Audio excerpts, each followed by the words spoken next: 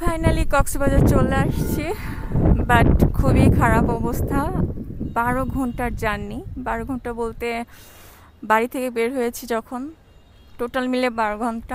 খাওয়া নাই, ঘুম নাই, খুবই খারাপ অবস্থা। আমার মতো কেউ, মানে আমি মনে করছিলাম কি আসলে যে আমার হাজবেন্ডের সাথে ফার্স্ট ট্রেন জার্নি করব, মজাই মজাই, খুব একটা শখ ছিল, অ্যাডভেঞ্চার টাইপ কিছু একটা হবে হাজবেন্ডের সাথে ফার্স্ট ট্রেন জার্নি।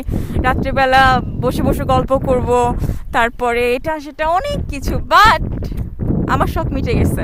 আমি আর জীবনে কখনো, আপনারা কখনো ট্রেনে আসবেন না প্লিজ, আমার রিকোয়েস্ট। তাহলে বুঝতে পারবেন ঘোরার মানে, ঘোরার শখটাই মিটে যাবে আমার। আমি মানে অবস্থা খুবই খারাপ, কি বলবো না বলবো কিছু মানে বুঝেই পাচ্ছি না। সারা রাত ঘুমাতে পারিনি, পেটে ক্ষুধা। আমার হাজবেন্ড ভিডিও করছে বাট আমাকে খাওয়াচ্ছে না এখনো। আমার আর কিছু বলার নাই, আমার হাজবেন্ড শত্রুরা যেন না হয় পেটে ক্ষুধা রেখে ভিডিও করে।